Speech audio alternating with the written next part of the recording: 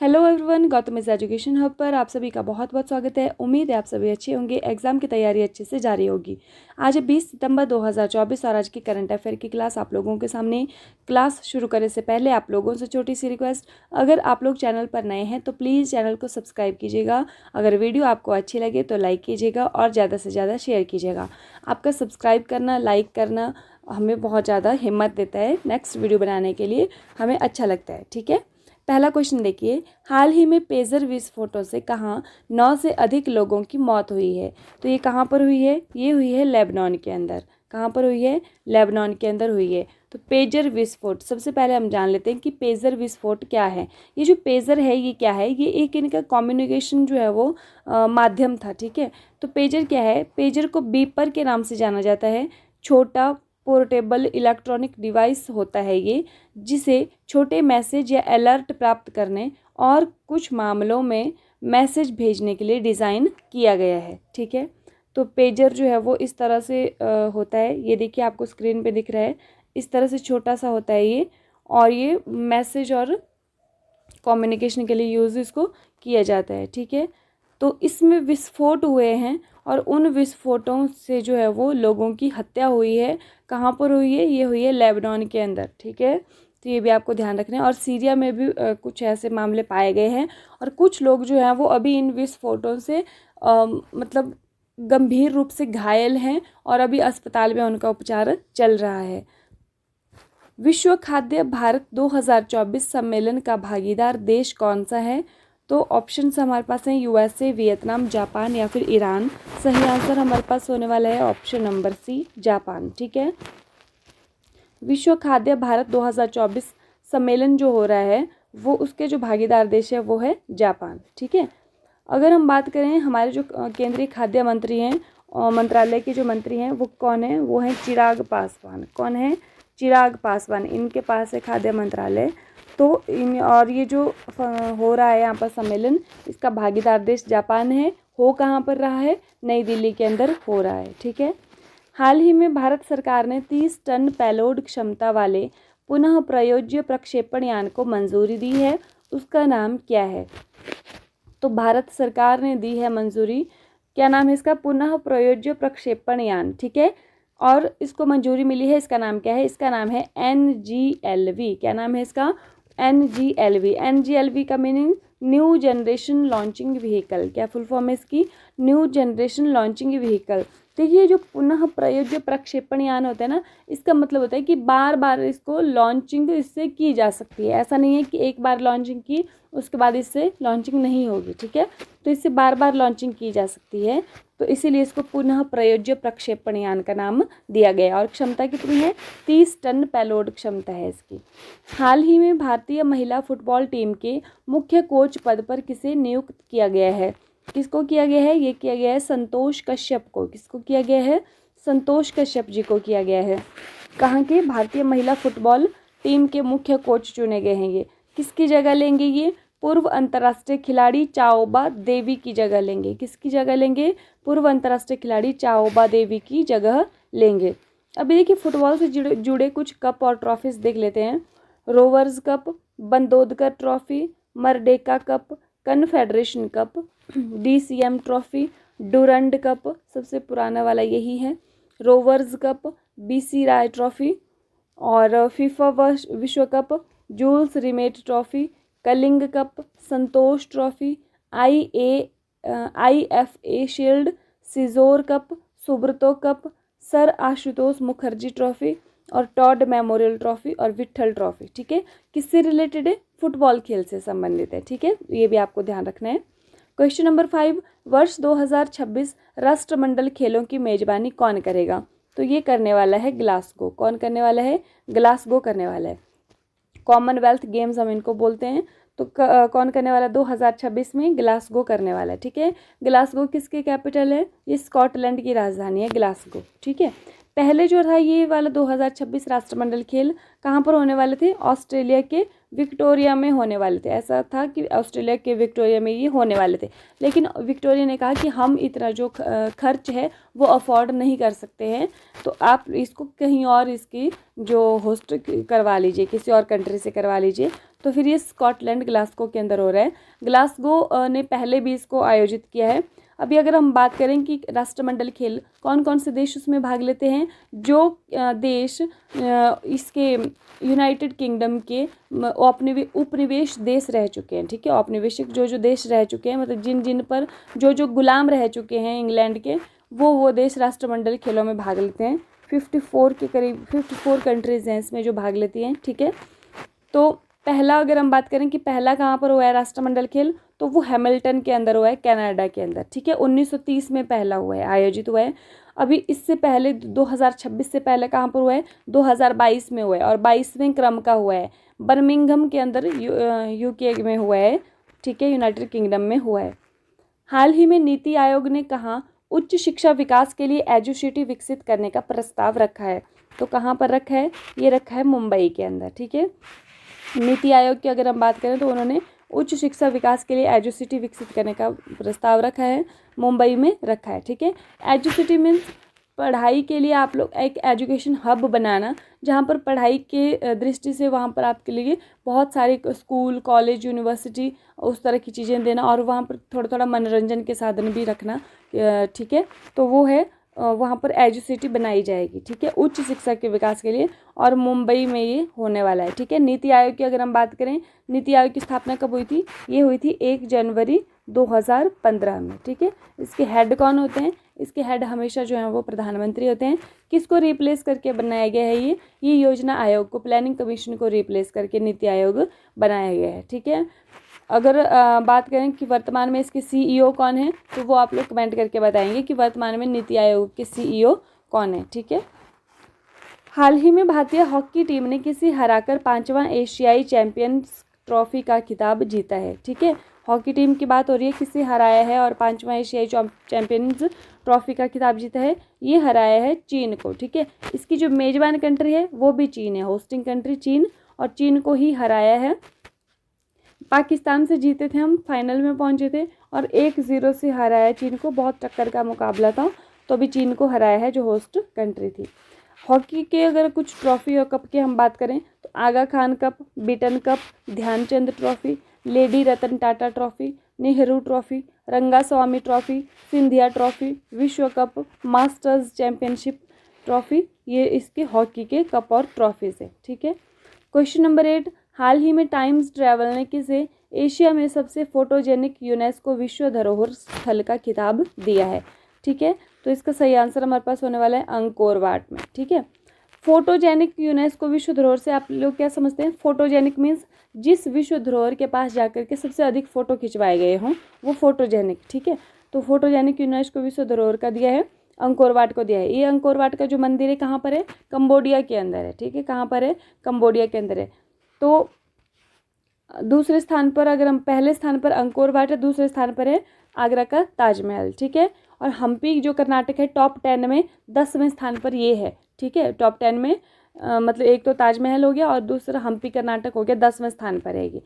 अगर यूनेस्को की हम बात करें तो यूनेस्को का जो गठन है 4 नवंबर 1945 को हुआ था। इसका हेडक्वार्टर कहाँ पर है, पेरिस फ्रांस के अंदर है, और वर्तमान में इसमें 193 कंट्रीज़ हैं, और इसमें 11 जो है वो सहयोगी सदस्य देश हैं, ठीक है।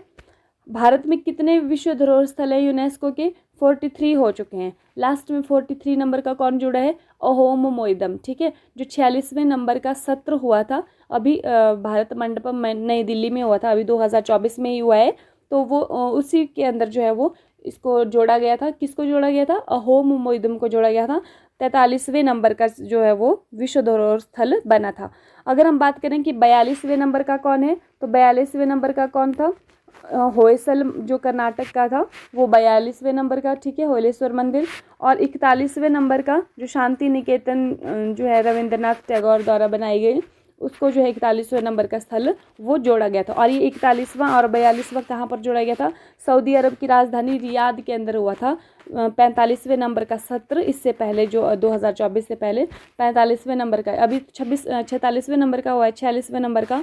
तो जो 45वें नंबर का हुआ था कहाँ पर, सऊदी अरब रियाद के अंदर, वहाँ पर ये दोनों स्थल जोड़े गए थे, ठीक है, 41वां भी और 42वां भी। तो अभी 43वां बना है कौन सा, अहोम और जोड़ा कहाँ गया है, भारत के अंदर, नई दिल्ली के अंदर भारत मंडपम में हुआ था इसका, प्रगति मैदान में। ठीक है, तो ये आपको इतनी बातें याद रखनी है। और जो 43 स्थल है इनमें देखिए 35 जो है वो कल्चरल हैं, सांस्कृतिक हैं, 7 इसमें नेचुरल साइट्स हैं, प्राकृतिक साइट्स हैं, और 1 इसमें कंचनजंगा राष्ट्रीय उद्यान है। ये इसमें मिक्स्ड हेरिटेज है, मतलब मिश्रित प्रकार का है, जिसमें सांस्कृतिक भी है और प्राकृतिक दोनों के गुण इसमें हैं। ठीक है, तो ये भी आपसे पूछा जा सकता है कि कौन कितने हैं, 35 सांस्कृतिक हैं, 7 इसमें कितने हैं आपके पास प्राकृतिक हैं, और 1 आपके पास मिश्रित है। ठीक है, भारत की अगर हम बात करें कि कब से यूनेस्को का सदस्य बना हुआ है, तो 1946 से बना हुआ है। ठीक है, हाल ही में प्रधानमंत्री मोदी ने चौथे वैश्विक अक्षय ऊर्जा निवेशक सम्मेलन का उद्घाटन कहाँ पर किया है, तो कहाँ पर हुआ है, ये हुआ है गांधीनगर के अंदर।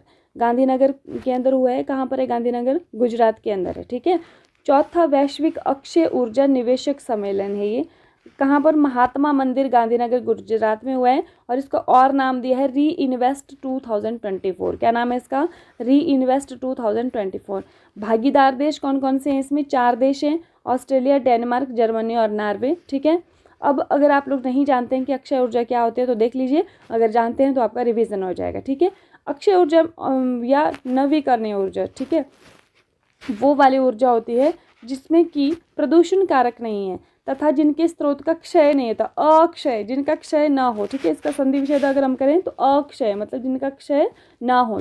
ठीक है, या जिनके स्रोत का पुनः भरण होता रहता है, मतलब वो रीन्यूएबल है, बार बार वो बन जाती है। ठीक है, तो सौर ऊर्जा, पवन ऊर्जा, जल विद्युत ऊर्जा, ज्वार भाटा से प्राप्त ऊर्जा, बायोगैस, जैव ईंधन, ये सारे किसके उदाहरण है, अक्षय ऊर्जा के या फिर नवीनीकरणीय ऊर्जा के उदाहरण है। ठीक है, तो इसका जो निवेशक सम्मेलन है कहाँ पर हुआ है, गांधीनगर के अंदर हुआ है।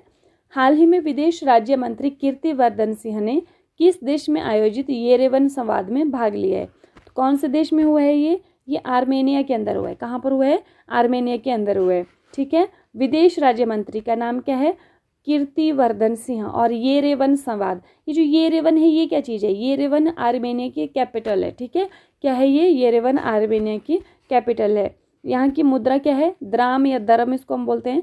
राष्ट्रपति कौन है यहाँ के, आर्मेन सार्गिस्यान। ठीक है, क्या नाम है इनका, आर्मेन सार्गिस्यान। अभी ये जो आर्मेनियाई ये जो डायलॉग हुआ है, संवाद हुआ है, पहले देखिए हमने पढ़ा था कि 2+2 मंत्री स्तरीय वार्ता या 1+1 डायलॉग होता है, तो ये है 1.5 डायलॉग। ठीक है, क्या है ये, 1.5 डायलॉग। अब ये 1.5 डायलॉग का क्या मतलब है, इसका मतलब है कि जब एक आपके पास सरकारी संस्था हो और एक गैर सरकारी संस्था हो। ठीक है, सरकारी और गैर सरकारी संस्था के बीच में जो कि संयुक्त रूप से जो संवाद होता है, डायलॉग होता है, उसको हम बोलते हैं 1.5 डायलॉग। ठीक है, तो इसमें देखिए कौन सी सरकारी है, आर्मेनियाई विदेश मंत्रालय यहाँ पर हो गया, और भारतीय think tank observer researcher foundation ये है आपका गैर सरकारी। ठीक है, तो इन दोनों का हुआ है संयुक्त रूप से आयोजित किया गया है, इसीलिए इसको 1.5 डायलॉग का नाम दिया गया है। कल की क्लास का रिवीजन देख लीजिए। हर वर्ष विश्व बांस दिवस कब मनाया जाता है, तो कब मनाया जाता है, 18 सितंबर को मनाया जाता है। हाल ही में LCA लाइट कॉम्बैट एयरक्राफ्ट तेजस बेड़े में पहली महिला लड़ाकू पायलट कौन बनी है, तो ये बनी है मोहना सिंह। हाल ही में किस देश की सरकार ने क्रिस्टियानो रोनाल्डो के सम्मान में एक विशेष सिक्का जारी किया है, तो पुर्तगाल की सरकार ने, पुर्तगाल की राजधानी लिस्बन है। ठीक है, अमेरिकी कंपनी मेटा ने किस देश की कई सरकारी मीडिया कंपनियों पर प्रतिबंध लगाया है, तो ये रूस की कंपनियों पर लगाया है। हाल ही में बंदरगाह मंत्रालय का ब्रांड एम्बेसडर किसे नियुक्त किया गया है, कि मनु भाकर को चुना गया। और बंदरगाह मंत्रालय किसके पास है, ये है क्या नाम है उनका,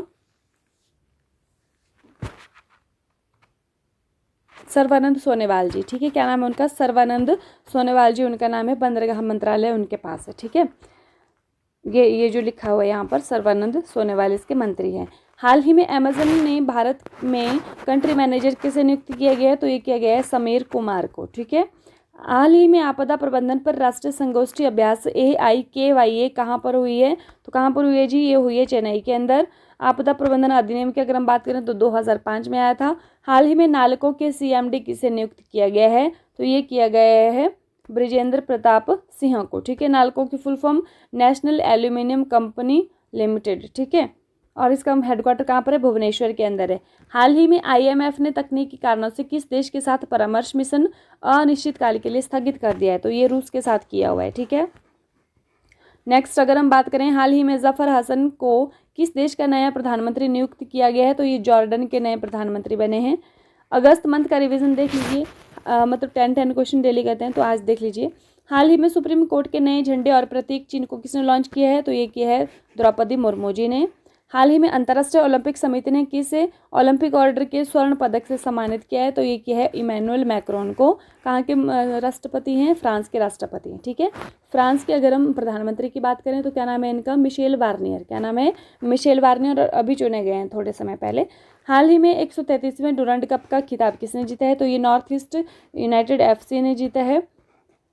हाल ही में लेप्टोस्पायरोसिस प्रकोप से कहाँ पर 121 मौतें हुई है, तो ये कहाँ पर हुई हैं, केरल के अंदर हुई हैं। चूहों से फैलती है ये बीमारी।